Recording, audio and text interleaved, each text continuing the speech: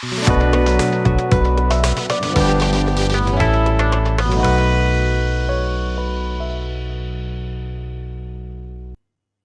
Everyone, mission coaching Bareilly welcomes you. जैसा कि हम वेक्टर पढ़ रहे थे और आज हमारा वेक्टर का तीसरा लेक्चर है, तो स्टार्ट करते हैं। 2 मिनट रिवीजन करेंगे। पहले हमने पढ़ा था फिजिक्स में 2 तरह की क्वांटिटी होती है, एक होती है स्केलर, एक होती है वेक्टर। जिसमें केवल मैग्नीट्यूड हो और जिसमें मैग्नीट्यूड और डायरेक्शन दोनों हो, इन्हें बोलते हैं वेक्टर। ये वेक्टर हो गया, ये मैग्नीट्यूड है, ये डायरेक्शन है। केवल मैग्नीट्यूड है तो स्केलर है। तो 2 तरह की क्वांटिटी होती है, स्केलर और वेक्टर। स्केलर को जोड़ने, घटाने, मल्टीप्लाई करने के वही नियम है जो आज तक हमने पढ़े हैं। वेक्टर को जोड़ने, घटाने, मल्टीप्लाई करने के नियम बदल जाते हैं। हमने जोड़ने के नियम पढ़े थे, एडिशन के, और सब्ट्रैक्शन का पढ़ा था हमने। क्या पढ़ा था हमने? कि अगर हमारे पास 2 वेक्टर हैं ए और बी, इनको जोड़ना है तो सबसे पहले इनकी टेल को आपस में जोड़ दो, एंगल निकल आएगा। फिर इनका जो जोड़ होगा वो कहीं इन दोनों के बीच में होगा, ए वेक्टर प्लस बी वेक्टर। अच्छा, इनका जो एडिशन होगा इसमें 2 चीजें होंगी, मैग्नीट्यूड और डायरेक्शन। मैग्नीट्यूड कितना होता है? इतना होता है, under root a square plus B square plus 2ab cos theta. Direction के लिए ये फॉर्मूला लगाते हैं, tan अल्फा, ये एंगल अल्फा हो गया, b sine theta divide by a plus b cos theta. फिर हमने पढ़ा था सब्ट्रैक्शन क्या होता है। सब्ट्रैक्शन जब निकालेंगे 2 वेक्टर का तो इस तरह से हो जाएगा, ए वेक्टर माइनस बी वेक्टर। इसमें भी 2 चीजें, मैग्नीट्यूड और डायरेक्शन। सब्ट्रैक्शन का मैग्नीट्यूड कितना होता है? तो इतना होता है, under root a square plus B square minus 2ab cos theta. और डायरेक्शन का ये फॉर्मूला होता था, tan beta equal to b sine theta divide by a plus b, sorry minus a minus b cos theta. ये तो ये हमने पढ़ा था, ये हमारा रिवीजन हुआ। और हमने टाइप्स ऑफ वेक्टर पढ़े थे बहुत तरह के। पैरेलल क्या होते हैं? जो सेम डायरेक्शन में होते हैं पैरेलल। एंटी पैरेलल जो विपरीत दिशा में होते हैं एंटी पैरेलल, ये सारा पढ़ा था। ऑर्थोगोनल जो 90 पर होते हैं orthogonal. Parallel, anti parallel, orthogonal. और हम न्यूमेरिकल कर रहे थे, लास्ट हमने एक न्यूमेरिकल किया था। लास्ट हमारा ये वाला न्यूमेरिकल हुआ था, ये वाला। अब हमारे न्यूमेरिकल ही स्टार्ट होंगे अभी। तो अगला न्यूमेरिकल हमारा ये है, क्या लिखा है? 2 forces of magnitude 3 Newton and 4 Newton respectively are acting on a body.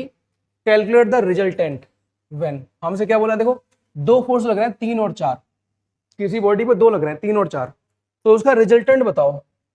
और 3 पार्ट है इसमें। पहला पार्ट क्या है? जब एंगल 0 हो, 0 का मतलब पैरेलल। जब दोनों पैरेलल है तब रिजल्टेंट बताओ।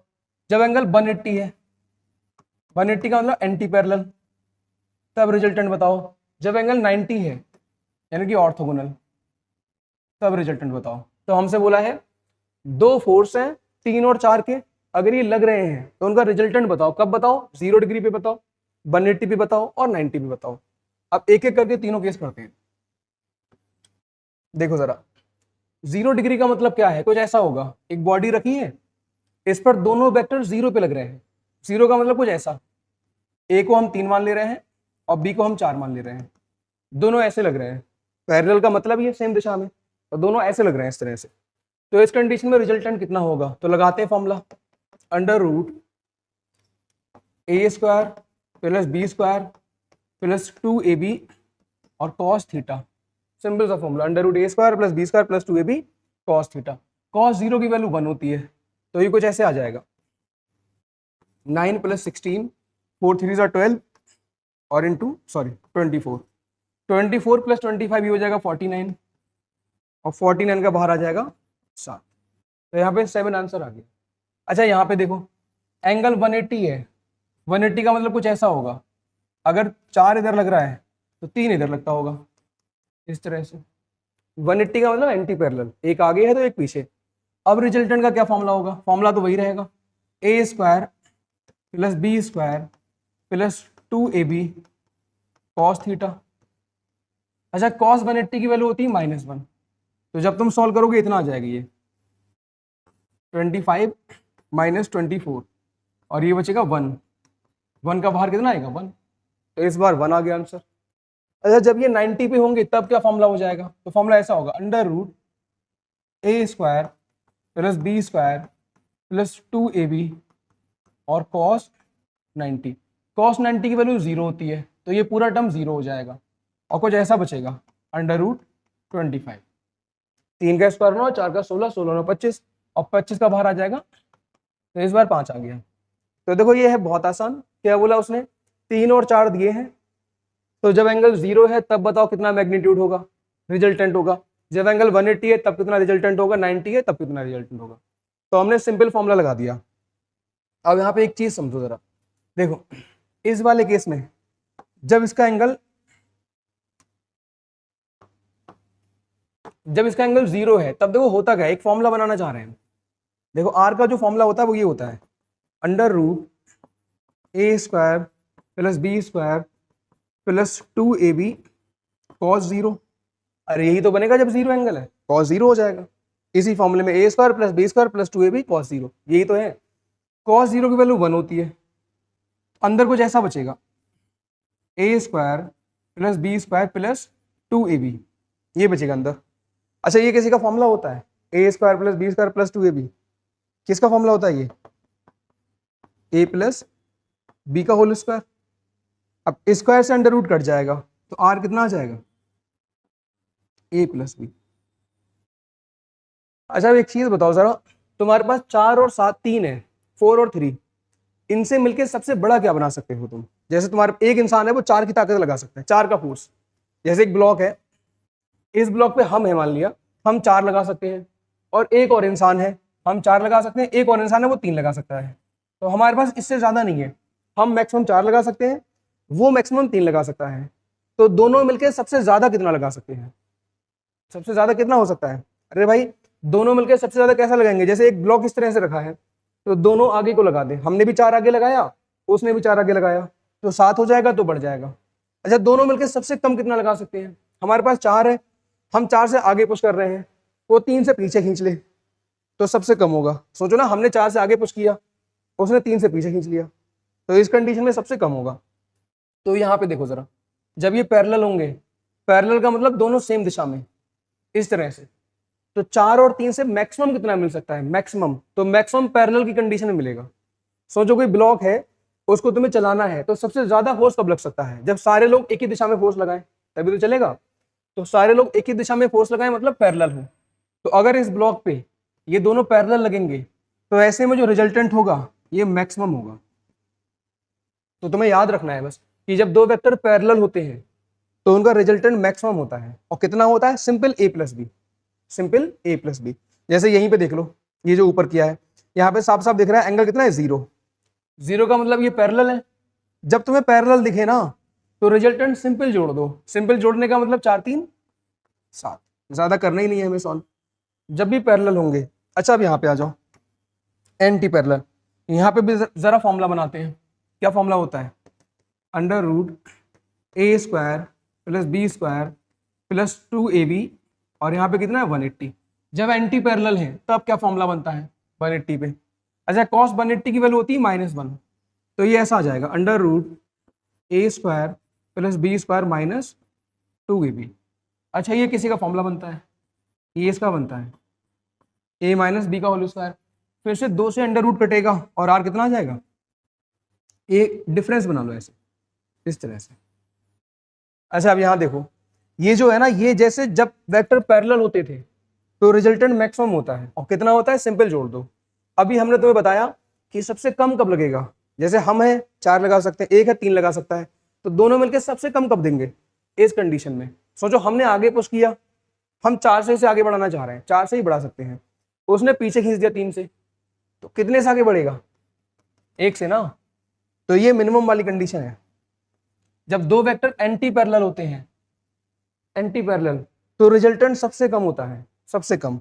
अब यहाँ पे देख लो, चलो अगर ऊपर वाले में हम देखें, हमारे पास 4 और 3 है, 4 और 3 से मिलकर सबसे छोटा क्या बन सकता है, तो ये तो बन सकता है 4 - 3, 1 सबसे छोटा।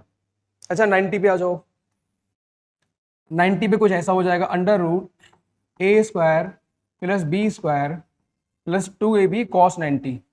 cos 90 की वैल्यू होती है 0, तो ये ऐसा आ जाएगा √a² प्लस बी स्क्वायर।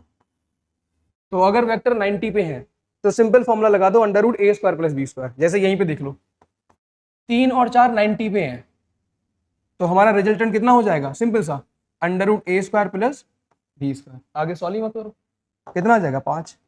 तो आप सुनो दोबारा से, जब दो वेक्टर पैरेलल होते हैं, पैरेलल ये लिख लेना, जब दो वेक्टर पैरेलल होते हैं ऐसे में रिजल्टेंट मैक्सिमम होता है, और होता कितना है, सिंपल ए प्लस बी, बस खत्म। जब दो वेक्टर एंटी पैरेलल होते हैं तो रिजल्टेंट मिनिमम होता है, होता कितना है, ए डिफरेंस बी, यानी कि ए माइनस बी। अब जब दो वेक्टर 90 पे होते हैं मतलब ऑर्थोगोनल, तब रिजल्टेंट कितना होता है, under root a square plus B square. ये चीजें याद रखो और डायरेक्टली न्यूमेरिकल होगा यहाँ से, सिंपल सा। तो पैरेलल है तो मैक्सिमम। अच्छा यहाँ से एक चीज और देख लो, ये मैक्सिमम है और ये मिनिमम है, तो कभी कोई चीज अपने मैक्सिमम से ज्यादा हो सकती है नहीं ना, अरे मैक्सिमम खुद ही मैक्सिमम है, उससे ज्यादा क्या होगा। तो अगर हमसे बोलेगा रिजल्टेंट की वैल्यू किसके किसके बीच में होगी, तो मिनिमम से ज्यादा होगा और मैक्सिमम से कम होगा। हमेशा याद रखना, इसे ऐसा भी लिख सकते हैं, रिजल्टेंट ए माइनस बी से बड़ा होगा और ए प्लस बी से छोटा होगा। जैसे देखो हमारे पास 3 और 4 थे, 3 और 4 से सबसे बड़ा क्या मिल सकता है, 7, सबसे छोटा क्या मिल सकता है, 1। तो इसका आंसर 1 से छोटा नहीं हो सकता क्योंकि ये सबसे छोटा है, और 7 से बड़ा नहीं हो सकता। तो इसका आंसर या तो 1 होगा या 7 होगा, या फिर 1 और 7 के बीच में कुछ भी होगा, मतलब 7 से बड़ा नहीं होगा, 1 से छोटा नहीं होगा। अगला न्यूमेरिकल देखो, ये क्या लिखा है, हमारे पास दो वेक्टर है 8 और 6। क्या बोला है, if the magnitude of two vectors is 8 and 6 then find their resultant when they are parallel, anti parallel and orthogonal. Same numerical है, हमसे बोला हमारे पास 8 और 6 दो हैं, तो हम ए को 8 मान ले रहे हैं और बी को 6 मान ले रहे हैं। हमारे पास बोला एक अगर 8 है बी 6 है, तो इसका रिजल्टेंट बताओ जब ये दोनों पैरेलल होंगे, एंटी पैरेलल होंगे। चलो अब देखो डायरेक्टली, जब ये पैरेलल होते हैं ना, पैरेलल, तो रिजल्टेंट मैक्सिमम होता है, और कितना होता है, सिंपल जोड़ दो, 8 + 6 कितना हो जाएगा, 14 न्यूटन, खत्म। अच्छा न्यूटन नहीं, 14।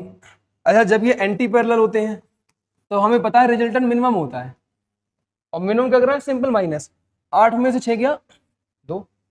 अच्छा जब 90 पे होते हैं, 90 पे, तो simple under root a square plus B square, ये हो जाएगा 64 + 36 हो जाएगा 100, 100 का आ जाएगा, खत्म। तो सिंपल याद रखना है तुम्हें, अगर दो वेक्टर पैरेलल हो तो सिंपल जोड़ दो, एंटी पैरेलल हो सिंपल घटा दो। सिंपल जोड़ने और सिंपल घटाने से मतलब वही है जो तुमने आज तक कैलकुलेशन की है, जो हमने आज तक किया ना, 2 3 5 होते हैं वो सिंपल कैलकुलेशन। तो जहां पे भी हम बोले ना सिंपल जोड़ दो सिंपल घटा दो, उसका मतलब वही होगा जो तुमने आज तक पढ़ा है कि 2 3 5 होता है इस तरह से।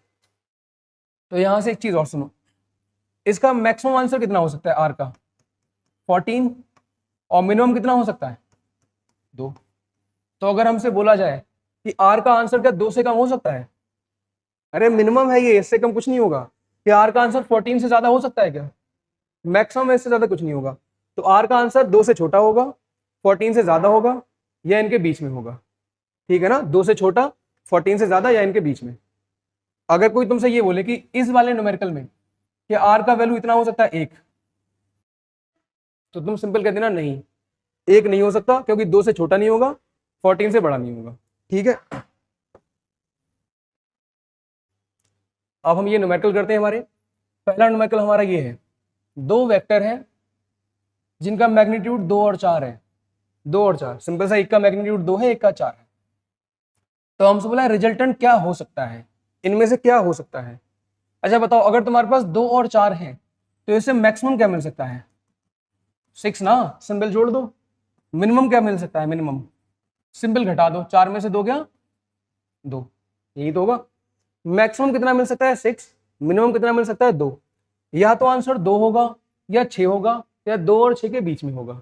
तो हमसे बोला क्या हो सकता है, तो ऐसा आंसर ढूंढो जो या तो 2 हो या 6 हो या उनके बीच में हो।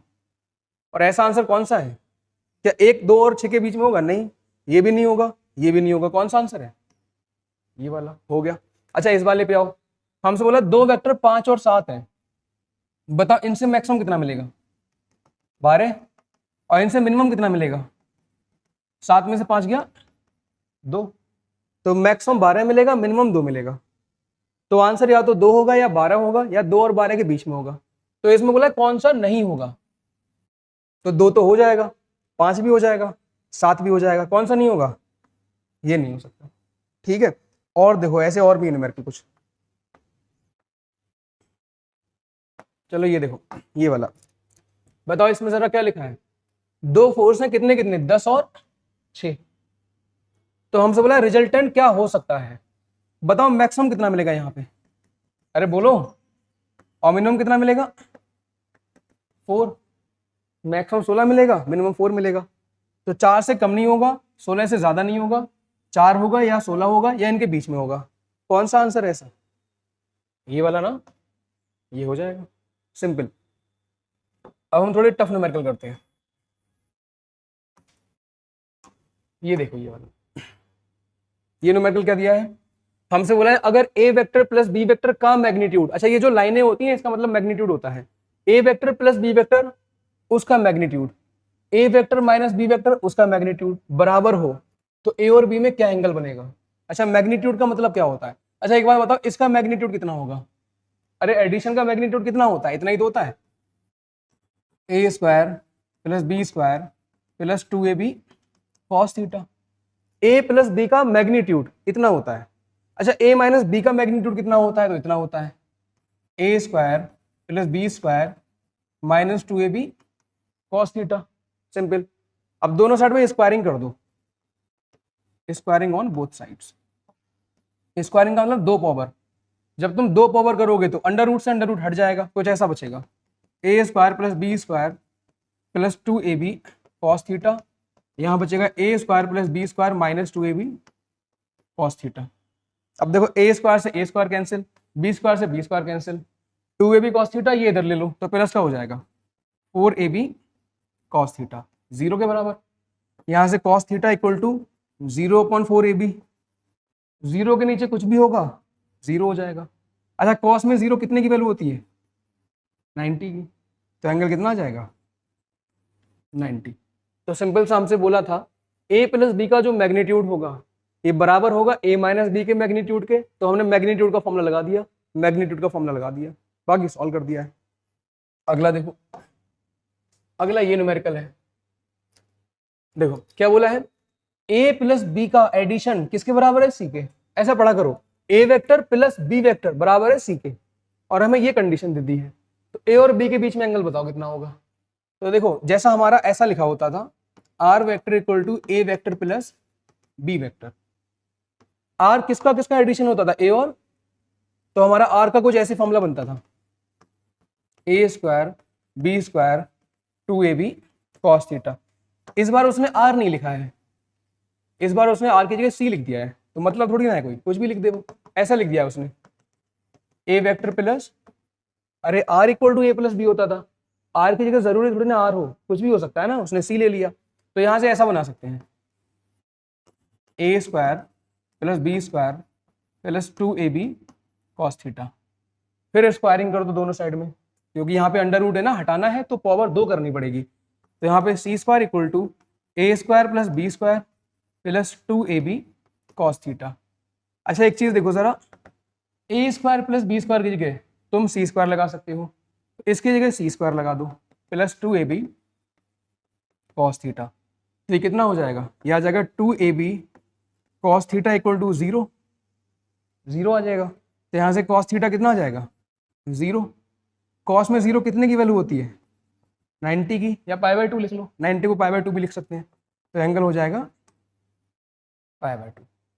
तो ये एक और न्यूमेरिकल हुआ। अच्छा यहाँ पे एक पॉइंट सुनो जरा, जब कहीं पे ऐसा लिखा है r vector equal to A vector plus B vector, तो इसका हम ऐसा फॉर्मूला बनाते हैं, under root a square plus B square plus 2ab cos theta. ये जो एंगल होता है, एंगल ये किसके किसके बीच का होता है, ए और बी के बीच का, तो यहाँ पे कौन जुड़े हैं आपस में, ए और बी ना, तो जो जुड़े हैं उनके बीच का एंगल होता है। ऐसे अगर कहीं पे ऐसा लिखा है सब्ट्रैक्शन, और हम अगर ये फॉर्मूला लगा देते हैं सब्ट्रैक्शन वाला, a square plus B square minus 2ab cos theta, तो यहाँ पर कौन घटे हैं, ए और, तो ये जो एंगल है ना ये ए और बी के बीच का है यहाँ पे। तो सुनो, जो आपस में जुड़ते हैं या फिर जो घटते हैं एंगल उन्हीं के बीच का होता है। जैसे कहीं पे ऐसा लिखा, चलो E vector equal to F vector plus D vector, इस तरह से लिखा है। तो यहाँ पे ऐसा लगा सकते हैं, बिल्कुल लगा सकते हैं, under root F square plus D square plus 2FD। जरूरी नहीं है ए बी आर हो, कुछ भी हो सकता है ना, तो ऐसा लग जाएगा। बताओ अब ये एंगल किसके किसके बीच का है, कौन कौन जुड़ा है, तो किसके बीच का होगा, एफ और डी के बीच का। अच्छा यहां से हम ऐसा लिख रहे हैं, चलो ऐसा लिख रहे हैं, D vector equal to E vector minus F vector, इसको इधर ले लिया। अब लगाओ जरा फॉर्मूला, क्या लगेगा, सब्ट्रैक्शन में क्या लगता है, a square B square minus, इस तरह से हो जाएगा। बताओ अब ये एंगल किसके किसके बीच का होगा, कौन कौन घट रहे हैं, तो अब ये एंगल किसके किसके बीच का होगा, ई और, तो जो आपस में जुड़ते हैं या जो घटते हैं एंगल उन्हीं के बीच का होता है। जैसे यहाँ पे ए और बी जुड़ा तो एंगल ए और बी के बीच में था, ए में से बी घटा तो एंगल ए और बी के बीच का था, यहाँ पे एफ और डी जुड़ा तो एंगल एफ और डी के बीच का था, यहाँ पे ई में से एफ घटाया तो ऐसा। ठीक है ना, याद रखना है इस चीज को। अब करते हैं अगला न्यूमेरिकल। अगला न्यूमेरिकल है हमारा ये वाला, ये देखो सर क्या लिखा है, if the maximum resultant of two vectors A and B 17, मतलब इनका मैक्सिमम, दो वेक्टर है हमारे पास ए और बी, इनका जो मैक्सिमम है, मैक्सिमम कितना होता है, ए प्लस बी ना, 17 है, उसने बोल दिया मैक्सिमम ए प्लस बी होता है, तो दो वेक्टर का मैक्सिमम 17 है और इनका मिनिमम कितना है, मिनिमम 7 है। अच्छा मिनिमम कैसे निकालते हैं, ए माइनस बी, ये तो होता है मिनिमम, ये 7 है, तो दो वेक्टर उनका मैक्सिमम 17 है, मिनिमम 7 है, ऐसा उसने बोला। तो हमसे बोला है हर एक वेक्टर का मैग्नीट्यूड बताओ, मतलब ए और बी की वैल्यू बतानी है, और साथ ही साथ हमें बताना है रिजल्टेंट जब ये वेक्टर परपेंडिकुलर हो। एक बार दोबारा सुनो, दो वेक्टर का मैक्सिमम 17 है, मतलब ए प्लस बी 17 है, मिनिमम 7 है, मतलब ए माइनस बी 7 है। तो हमसे बोला है ए और बी की वैल्यू बताओ, पहला पार्ट, और दूसरा हमसे बोला है जब ए और बी 90 पे होंगे तब रिजल्टेंट कितना होगा। तो देखो जरा, मैक्सिमम 17 है, ये पहला इक्वेशन बन गया, ठीक है ना, मिनिमम 7 है, ये दूसरा बन गया। अब इसे सॉल्व कर लो, पहले तो इसे ऐड कर दो, ऐड करो जरा यहाँ पे, तो b से b तो कैंसिल हो जाएगा, a और a हो जाएगा 2a, 17 और 7 हो जाएगा 24, तो a कितना आ जाएगा 12। अब a का वैल्यू किसी एक इक्वेशन में लगा दो, चाहे पहले में चाहे दूसरे में, पहले में लगा रहे हैं, 12 प्लस b, इसमें लगा दिया इसमें, तो यहाँ से b कितना हो जाएगा 5, b 5 आ गया। तो ये पहला पार्ट सॉल्व हो गया। उसने बोला मैक्सिमम 17 है, मतलब a प्लस बी 17 है, मिनिमम 7 है, मतलब a माइनस बी 7 है, तो a और b बताओ, तो ये पहला पार्ट हो गया। फिर हमसे बोला है अगर एंगल 90 हो, ऑर्थोगोनल हो, तो रिजल्टेंट कितना होगा। तो हमने पढ़ा था ना, अगर एंगल 90 है तो रिजल्टेंट कुछ ऐसा होता है, under root a square plus, ये तो पढ़ा था, लगा दो वैल्यू, ए की वैल्यू कितना है 12, 12 का स्क्वायर कितना होगा 144, बी का वैल्यू 5, 5 का स्क्वायर 25, तो ये आ जाएगा 169 और बाहर आ जाएगा 13। एक बार दोबारा सुनो, दो वेक्टर का मैक्सिमम 17 है, मिनिमम 7 है, मैक्सिमम 17 का मतलब a प्लस बी की वैल्यू दे दी है, मिनिमम का मतलब a माइनस बी की वैल्यू दे दी है, a plus B a minus B दिया है, तो a और b की वैल्यू आ जाएंगे निकल के सॉल्व करके। तो पहला पार्ट सॉल्व हो गया।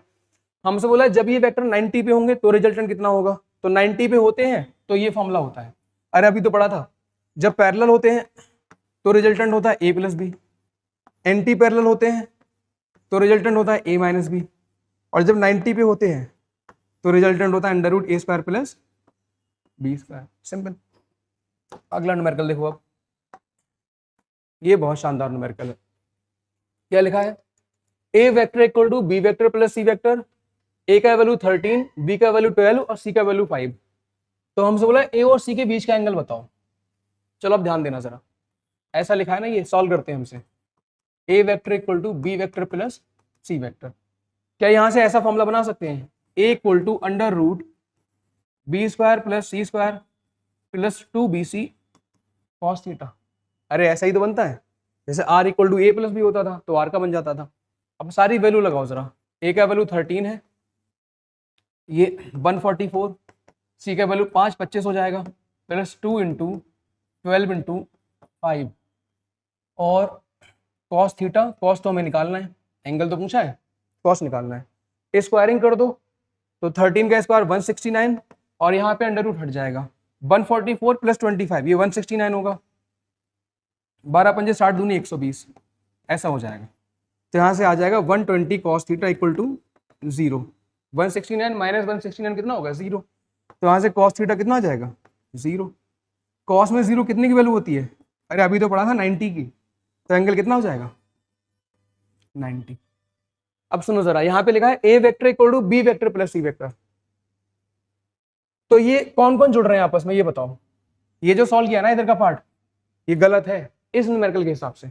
यहाँ पे जुड़ा कौन कौन, बी और सी ना, तो अभी बताया था जो जुड़ते हैं या जो घटते हैं एंगल उन्हीं के बीच का होता है। तो अगर हमने ऐसे सॉल्व कर दिया, ऐसा लिखा था, ऐसा लिखा, ऐसा लिखा, सॉल्व कर दिया, तो जो एंगल आएगा ना वो बी और सी के बीच का होगा। तो ये एंगल किसके बीच का है, B vector and C vector. और पूछा किसके किसके बीच का है, ए और सी। हमने क्या बोला था, जो जुड़ते हैं या जो घटते हैं एंगल उन्हीं के बीच का होता है। तो अगर ऐसा सॉल्व कर दोगे तो ये तो बी और सी के बीच का आ जाएगा, और पूछा हमसे ए और सी के बीच का है, तो ये गलत है सॉल्व करना। अब कैसे सॉल्व करेंगे तो सुनो, ये लिखा है ना A vector equal to B vector plus C vector, A और सी के बीच का पूछा है, तो हमें ए और सी को जोड़ना या घटाना पड़ेगा। तो क्या हम ऐसा लिख सकते हैं इस तरह से, अरे सी को इधर ले लिया, अब कौन घट रहा है आपस में, तो अब सॉल्व करोगे तो अब एंगल ए और सी के बीच का आएगा। बोला था ना हमने, जिन्हें जोड़ते हैं या जिन्हें घटाते हैं एंगल उन्हीं के बीच का होता है। तो जैसे यहाँ पे बी और सी जोड़ा था तो एंगल बी और सी के बीच का आया, और पूछा ए और सी के बीच का था, तो पहले हमें इसे ऐसा करना पड़ेगा। अब ऐसा करोगे तो एंगल ए और सी के बीच का आएगा। अब लगा दो फॉर्मूला, क्या होता है सब्ट्रैक्शन में, a square plus c square minus 2ac cos theta, a square plus c square minus 2ac cos theta. लगाओ वैल्यू जरा, बी का वैल्यू 12 है, ए का वैल्यू 13 है, सी का वैल्यू 5 है, minus 2 into 13 into 5 into cos theta. फिर तुम स्क्वायरिंग कर दो 2 पावर, तो 12 का स्क्वायर 144 हो जाएगा, इधर अंडर रूट हट जाएगा 169 प्लस 25 माइनस 13 पंजे 60 और दूनी, सही है ना, क्या हुआ, अरे सॉरी 13 पंजे 60 कहाँ होता है ना 65, ठीक है ना, ये आ जाएगा 130 कॉस थीटा, इस तरह से हो जाएगा। फिर यहाँ पे जरा सॉल्व करो, 144 ये कितना होगा 194 माइनस 130 कॉस थीटा। फिर तुम इसे इधर ले लो, ये प्लस का हो जाएगा और ये ऐसा हो जाएगा 194 माइनस 144, ये बचेगा 50। तो यहाँ से कॉस थीटा कितना आ जाएगा, ये आ जाएगा 50 अपॉन 130, 0 से 0 कैंसिल कर दो, और थीटा आ जाएगा कॉस इनवर्स 5 अपॉन 13। तो सिंपल सा ये आंसर सही है, ये ए और बी के बीच का होगा। तो सुनो जरा, यहाँ पे बस एक पॉइंट बताना था, अगर ऐसा लिखा था और तुम ऐसे सॉल्व कर देते हो तो एंगल बी और सी के बीच का आएगा। तो तुम्हें पहले इसको ऐसा लिखना पड़ेगा, ए वेक्टर माइनस सी वेक्टर। जब ये ऐसा लिख जाएगा ए माइनस सी, तो अब जो एंगल आएगा वो ए और सी के बीच का आएगा। सिंपल सा फॉर्मूला लगाओ, सॉल्व करो, एंगल अब ए और सी के बीच का आएगा। तो जो जुड़ते हैं या जो घटते हैं एंगल उन्हीं के बीच का होता है, इस चीज को याद रखना। अगर इसे ऐसा सॉल्व कर दिया होता तो गलत हो जाता। और देखो जरा, ये न्यूमेरिकल देखो, ये क्या है भाई, यहाँ पे ऐसा लिखा है कुछ और यहाँ पे कुछ ऐसा लिखा है, सॉल्व करते हैं फिर। और हमसे बोला है ए और बी के बीच का एंगल कितना होगा। अच्छा, अगर ऐसा लिखा है ना A vector plus B vector, हमसे बोला है सी जो है ना वो ए और बी का जोड़ है, और उसके बाद ए प्लस बी बराबर है सी के। तो अगर ऐसा लिखा है तो हम ऐसा लिख सकते हैं, अरे एडिशन, एडिशन वाला फॉर्मूला लगा दो, A square B square 2ab cos theta, squaring कर दो फिर से, ये जो है C square A square B square 2ab cos theta. फिर सी का वैल्यू ये वाला लगा दो, A plus B square plus 2ab cos theta. अब इसे सॉल्व कर लो, इसका फॉर्मूला ओपन करो, कितना होता है a square plus B square plus 2ab, और इधर कितना है a square plus B square plus 2ab cos theta, a square से a square cancel, b square से बी स्क्वायर कैंसिल, और यहाँ बचेगा कुछ ऐसा 2ab इक्वल टू 2ab, इसे ऐसा लिख लो 2ab cos theta minus 2ab, बचेगा 0, और इसे इधर ले लिया।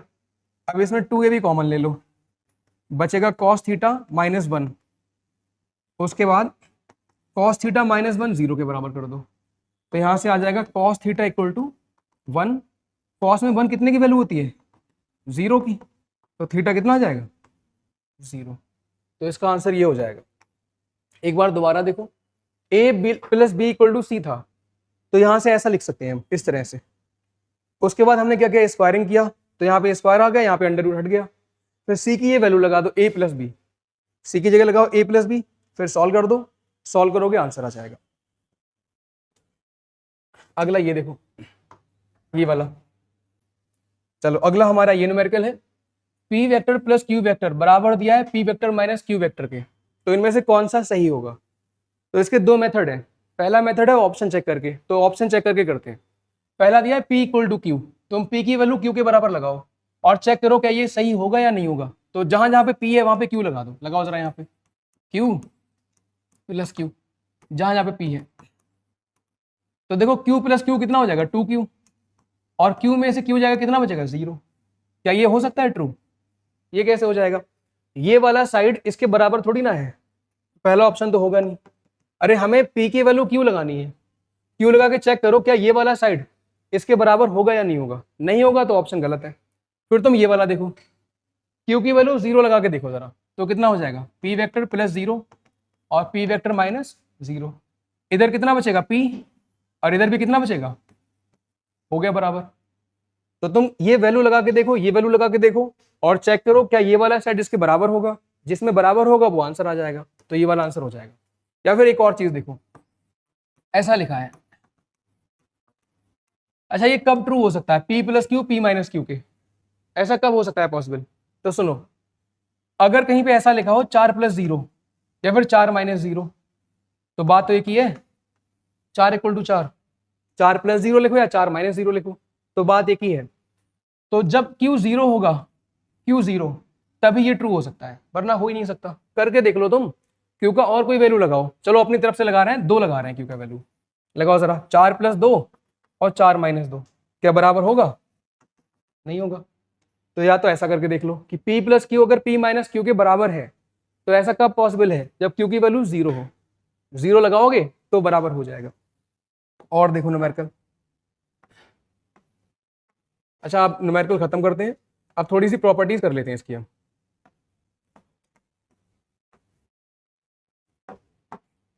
देखो सर, कुछ प्रॉपर्टीज होती है हमारी, अगर कहीं पे ऐसा लिखा है 1 प्लस 2 या फिर 2 प्लस 1, ऐसे बोलते हैं कम्यूटेटिव। अगर कहीं ऐसा ऐसे ऐसा लिख सकते हो तो इसे बोलते हैं कम्यूटेटिव। जो हमारा वेक्टर एडिशन होता है, दो वेक्टर का जोड़, उसमें ऐसा लिख सकते हैं। अगर कहीं पे लिखा है a vector plus b vector, तो ऐसे लिख सकते हैं b vector plus a vector, ये सही है। तो यहां से हम बोल सकते हैं vector addition commutative law follow करता है। अच्छा आप सब्ट्रैक्शन की बात कर रहे हैं, सब्ट्रैक्शन कहीं पे लिखा है a vector minus b vector, क्या इसे ऐसा लिख सकते हैं, लिख सकते हैं क्या ऐसा, नहीं ना। अरे a minus b minus a के कैसे बराबर हो जाएगा, कहीं पे ऐसा लिखा है 4 माइनस 2, क्या ये 2 माइनस 4 के बराबर हो जाएगा, 4 माइनस 2 2 होगा और 2 माइनस 4 माइनस 2 होगा, बराबर कहां से होंगे। तो देखो, और कहीं पे ऐसा लिख सकते हैं, ऐसा लिख सकते हैं 2 प्लस 1 और 2 प्लस 1, 1 प्लस 2 सॉरी 2 प्लस 1, तो 3 3 होगा। तो वेक्टर एडिशन जो होता है उसमें ऐसा लिख सकते हैं, मतलब vector addition commutative law follow करता है। सब्ट्रैक्शन में ऐसा नहीं लिख सकते, मतलब vector subtraction commutative law follow नहीं करता है। अच्छा उसके बाद कहीं पे अगर ऐसा लिखा है 1 प्लस 2 प्लस 3, और कहीं पे ऐसा लिखा है, इसे बोलते हैं एसोसिएटिव। जैसे देखो जो चीज ब्रैकेट में होती है पहले उसे सॉल्व करते हैं, यहाँ पे 2 और 3 ब्रैकेट में है और यहाँ पे 1 और 2 ब्रैकेट में है, तो जब इसे सॉल्व करोगे तो पहले 2 और 3 को सॉल्व करोगे। तो देखो जरा 2 और 3 कितना होगा 5, कितना हो जाएगा 6। यहाँ पे 1 और 2 को सॉल्व करोगे, 1 और 2 3 प्लस 3 कितना, इसे बोलते हैं एसोसिएटिव। अगर ये वाली साइड इसके बराबर है तो इसे बोलते हैं एसोसिएटिव। अब देखो जरा, कहीं पर अगर ऐसा लिखा है a vector plus B vector plus C vector, और ऐसा लिखा है, और फिर ऐसा लिखा है इस तरह से, तो इसे बोलेंगे एसोसिएटिव। देखो इसमें पहले बी और सी को जोड़ा, इसमें ए और बी को जोड़ा, तो जो वेक्टर एडिशन है ना ये इसे फॉलो करता है, तो वेक्टर एडिशन एसोसिएटिव होता है, एसोसिएटिव लॉ फॉलो करता है। लेकिन सब्ट्रैक्शन में ऐसा नहीं लिख सकते, कहीं पे ऐसा लिखा है मान लिया, और यहाँ पे ऐसा लिखा है, क्या ये लिख सकते हैं? आंसर है नहीं। तो सिंपल सा याद रखो बस तुम, वेक्टर एडिशन में ऐसा लिख सकते हैं, मतलब vector addition commutative law follow करता है। वेक्टर सब्ट्रैक्शन में ऐसा नहीं लिख सकते हैं, इसका मतलब vector subtraction commutative law follow नहीं करता है। उसके बाद वेक्टर एडिशन में ऐसा लिख सकते हैं, इसका मतलब vector addition associative law follow करता है। वेक्टर सब्ट्रैक्शन में ऐसा नहीं लिख सकते हैं, इसका मतलब सब्ट्रैक्शन एसोसिएटिव लॉ फॉलो नहीं करता है। सिंपल, बड़ा इंपॉर्टेंट पॉइंट है ये, ऐसे ही मेमोराइज कर लेना। आज के लिए इतना ही रख रहा है।